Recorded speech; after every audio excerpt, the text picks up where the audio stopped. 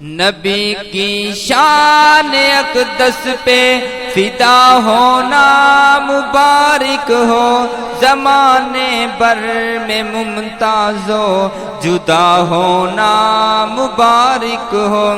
نبی کی شان اقدس پہ فدا ہونا مبارک ہو، زمانے بھر میں ممتاز و جدا ہونا مبارک ہو۔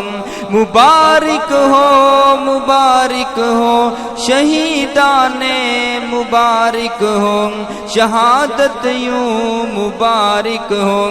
نبی کی شان اقدس پہ فدا ہونا مبارک ہو۔ کہا جاتا ہے کہ غازی عامر عبد الرحمن چیمہ کا جنازہ لوگوں کی انگلیوں پر تھا، کیونکہ لوگ اتنے بےتاب تھے اس جنازے کو کندھا دینے کے لیے، اور قافلے در قافلے اس جنازے میں شرکت کے لیے آ رہے تھے۔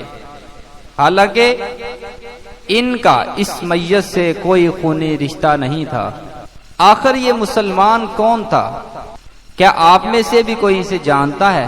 غازی عامر عبد الرحمن چیمہ رحمۃ اللہ علیہ کون تھے؟ عامر عبد الرحمن چیمہ 4 دسمبر 1977 کی صبح اپنے ننیحال حافظ آباد میں پیدا ہوئے۔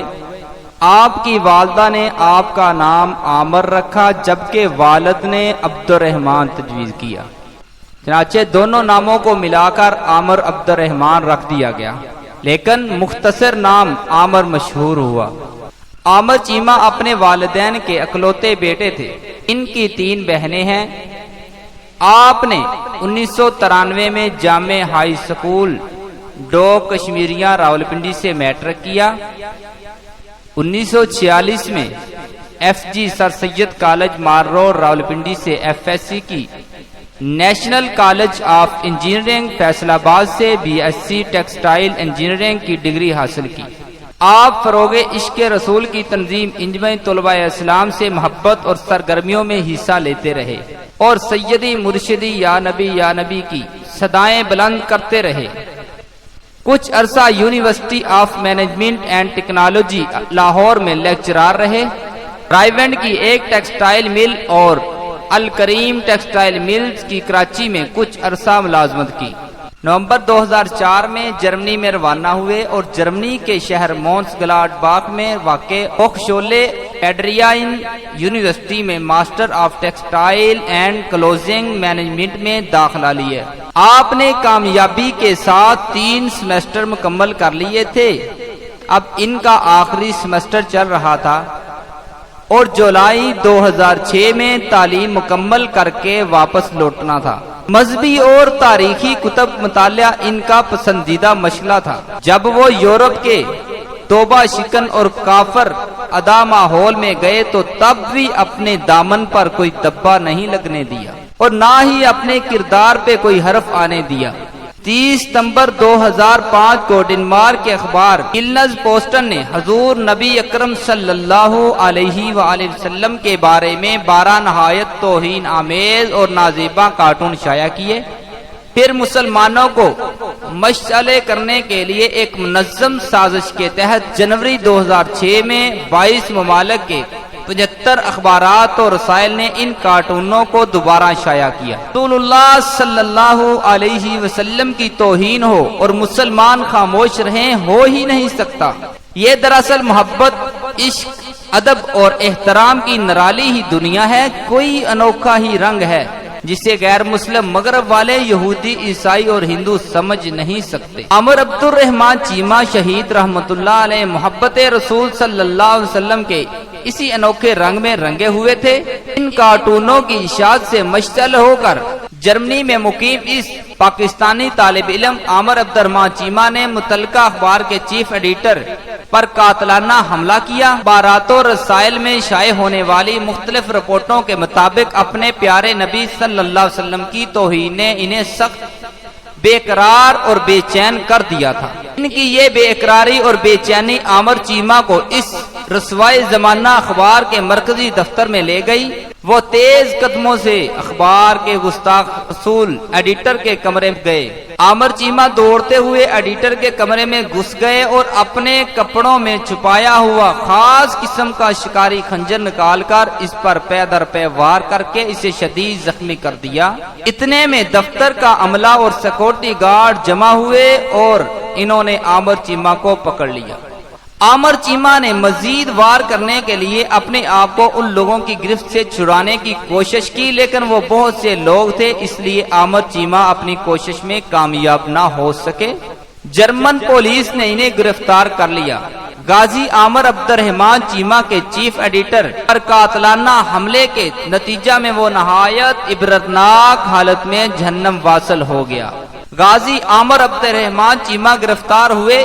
جرمن پولیس اور مختلف حکومتی ایجنسیوں نے برلن جیل میں 40 دن تک عامر چیمہ کو ذہنی اور جسمانی اذیتیں دے کر تشدد کیا۔ ایک موقع پر تفتیشی افسر نے عامر چیمہ کو مشروط طور پر رہا کرنے کی پیشکش کرتے ہوئے کہا کہ وہ جرمن ٹیلی ویژن پر آ کر اعلان کرے کہ وہ ذہنی مریض ہے، دماغی طور پر تندرست نہیں ہے، اور اس نے یہ قدم محض جذبات میں آ کر اٹھایا ہے۔ مزید برآں یہ کہ اس فعل کا مذہب سے کوئی تعلق نہیں اور میں اپنے کیے پر بے حد شرمندہ اور نادام ہوں۔ شہید غازی عامر چیمہ نے نہایت تحمل سے تفتیشی آفیسر کی تمام باتیں سنی اور پھر اچانک شیر کی طرح دوڑا اور آفیسر کے منہ پر تھوک دیا اور روتے ہوئے کہا کہ میں نے جو کچھ بھی کیا ہے وہ نہایت سوچ سمجھ کر اور اپنے ضمیر کے فیصلے کے مطابق کیا ہے۔ مجھے اپنے فعل پر بے حد فخر ہے۔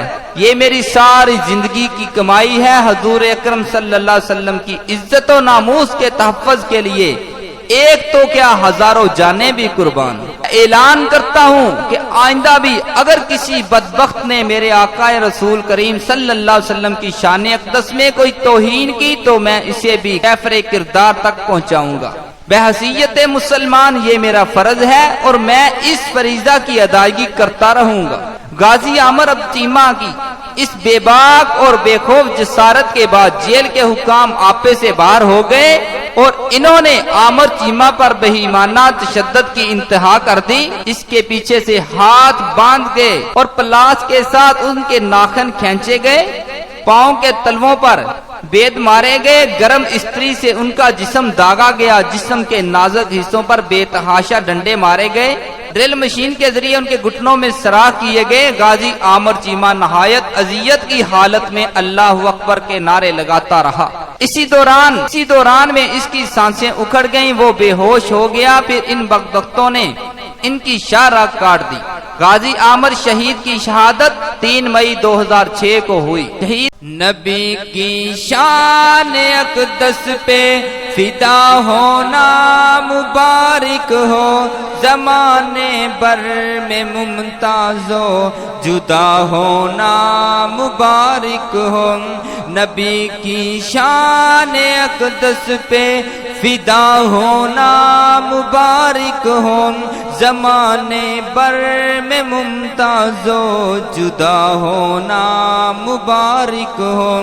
مبارک ہو مبارک ہو شہیدان مبارک ہو، شہادت یوں مبارک ہو۔ نبی کی شان اقدس پہ فدا ہونا مبارک ہو، زمانے بر میں ممتاز و جدا ہونا مبارک ہو۔ کا جسد خاکی 10 دن کی تاخیر کے بعد 13 مئی 2006 کو صبح 9 بجے PIA کی پرواز کے ذریعے لاہور لایا گیا۔ ایک اندازے کے مطابق غازی صاحب کے جنازے میں 5 سے 10 لاکھ کے قریب لوگ موجود تھے۔ آفرین صد آفرین عامر بھائی، آپ بازی لے گئے۔ اللہ آپ کی قربانی کو قبول فرمائے، آپ پر رحمت نازل کرے اور آپ کی قبر کو ہمیشہ نور سے آباد رکھے۔ چلیے آئیے آپ کی اب ملاقات کرواتے ہیں غازی عامر عبد الرحمان چیمہ صاحب کے والد محترم پروفیسر حاجی نذیر احمد صاحب سے۔ ان کی لائف کے بارے میں، ان کے بچپن کے بارے میں چند باتیں کرتے ہیں، آئیے سماعت فرمائیے۔ اس وقت ہم موجود ہیں شاروں کی وزیر آباد آپ نے نام سنا ہوگا، غازی عامر عبد الرحمان چیمہ شہید رحمۃ اللہ علیہ۔ آج ہم ان کے گھر میں موجود ہیں۔ وہ خوش نصیب والد محترم ہمارے ساتھ موجود ہیں، پروفیسر نذیر احمد صاحب۔ ان سے چند باتیں کرنے کے لیے ہم آئے ہیں۔ جی السلام علیکم۔ جی سر، کیسے ہیں آپ؟ ٹھیک۔ سب سے پہلے ہمیں یہی بتائیں کہ آپ نے اپنے بچے کی تربیت کس انداز سے کی، شروع سے ہے جب تک وہ شہادت تک آپ کے پاس رہے، کس انداز سے تربیت کرتے رہے؟ کیونکہ وہ مذہبی گھرانے میں تھا، مجھے ہر وقت جب سے اس نے ہوش سنبھالی ہے مجھے زیادہ تر مسئلے میں دیکھا۔ رات کو عشاء کے بعد کیونکہ میں دوسری پڑھتا ہوں تقریباً 1.5 گھنٹہ لگ جاتا ہے اور بچے سو جاتے ہیں، صبح جب وہ جاگتے ہیں اس وقت مسئلے پر بیٹھا حج کے بعد کر رہا تھا۔ تو مذہبی گھرانے میں ہونے کی وجہ سے اس کے اندر جو ہے عشق محمد صلی اللہ علیہ وسلم تھا، اور وہ کسی بھی قسم کی جو گستاخی ہے نبی کے صلی اللہ علیہ وسلم کے متعلق یا کسی بھی نبی کے متعلق وہ برداشت نہیں کر سکتا۔ آپ نے کوئی خاص اس کے لیے وظیفہ کیا یا ٹریننگ دی اس کے محمدی پیدا کرنے کے لیے اس کے لیے؟ نہیں، خاص تو ٹریننگ تو نہیں دی، لیکن میں شروع سے بتایا تھا کہ میں 79 سے دسمبر 79 سے اس کی دسمبر 77 کی پیدائش ہے، اس کے 2 سال بعد کہہ رہے ہیں عشاء کے بعد دروس ہی پڑھتا ہوں 2 دانوں میں بیٹھ کے، اور متوجہ ہو کر۔ متوجہ سے مراد یہ ہے کہ اپنے قلب کو نبی صلی اللہ علیہ وسلم کے روضہ مبارک سے متوجہ کرتا ہوں، نبی کریم صلی اللہ علیہ وسلم کی محبت کا فیض میرے قلب پر ہے۔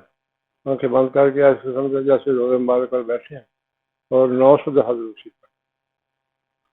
ناظرین، یہاں سے ایک سبق میں آپ کو دیتا جاؤں کہ اولاد کی تربیت کے لیے درود شریف پڑھا جائے۔ انہوں نے تربیت کی، میں سمجھتا ہوں یہ جو فیض ملا ہے درود شریف پڑھنے کی برکت سے ملا ہے۔ تو یہ ہمارا پہلا سبق، کیونکہ ہمارے انٹرویو کا مقصد یہ ہے کہ ہم اپنی اولادوں کی تربیت ایسے کریں، ہم اپنے بچوں میں عشق نبی پیدا کریں۔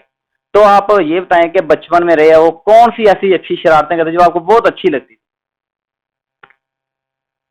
شرارتیں اور وظیفے سنانے کا شوق تھا اس کو، تو عشاء کے بعد وہ میرا انتظار کرتا تھا کہ کب یہ دوسری ختم کریں، اور ساتھ بیٹھ کر ٹانگوں پہ ہاتھ رکھ کے دعانے کے بہانے سے لطیفے سناتا تھا۔ لطیفے اس کو کچھ خاص قسم کے لطیفے جیسے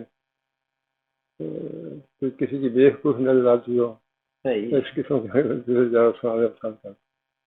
ظاہری بات پیار ماں اور باپ سے دونوں سے ہوتا ہے، لیکن ایک خاص محبت ایک سے ہوتی ہے۔ زیادہ آپ سے پیار کرتے تھے یا اپنی ماں سے کرتے تھے؟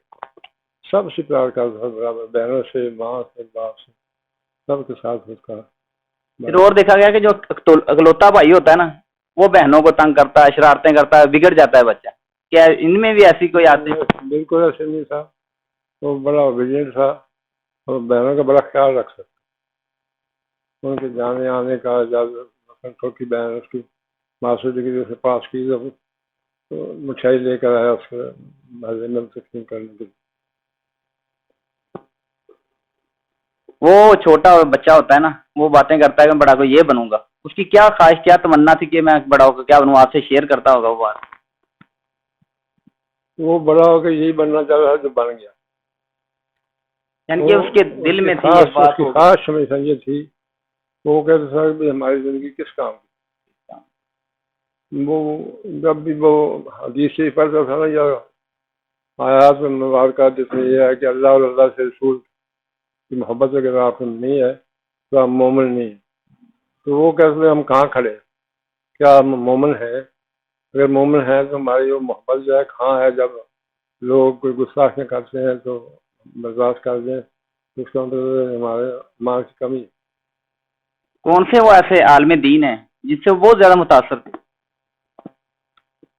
یار میں نہیں کسی سے کوئی خاص متاثر نہیں تھا، جو معمولات ہیں اپنے باپ کے معمولات دیکھ سکا اس سے اس کے ساتھ دین کی جو ہے محبت ان سے زیادہ تھا۔ تقریریں سننے کا کوئی خاص اس کو شوق نہیں تھا، علماء کی تقریریں سننے کا کوئی خاص شوق نہیں تھا، عمل کرنے کا شوق تھا۔ میں نے ان کے بارے میں پڑھا کہ وہ اسٹڈی کا بڑا شوق رہا تھا، اسلامی کتابیں پڑھنے کا. کون سی ایسی کتاب ہوگی آپ کی نظر میں اگر پڑھی ہوگی؟ کون سی کتاب تھی بہت زیادہ انہوں نے پڑھی، آپ نے ان کے ہاتھ میں دیکھی؟ کتابیں ویسے ہسٹوریکل جو ہے حجاز نسیم حجازی کے ناول کچھ پڑھتا تھا، کچھ میں بھی لا کر ان کو دیتا تھا. میں کتابیں کم پڑھتا تھا لیکن وہ مجھے پڑھ کر اس کا خلاصہ بتاتے تھے. اور مزاحیہ کتابیں جو ہیں مثلا فوجی نام شفیق ہے، شاید کرنل شفیق لیکچر کا نام ہے، مزاحیہ کتابیں لکھتے ہیں وہ زیادہ پسند ہیں. اور خاص کر جو اپنی اسلامک ہسٹری بتاتی ہے نا نوجوانوں کو کہ مسلمان جو ہیں یہ ان کا کام ہے. خاص کر یہ جو غزوات ہیں ان کی وہ واقعات جو ہیں وہ پڑھنے سننے کا، میرے ساتھ ڈسکس کرنے کا اس کو بڑا شوق ہے.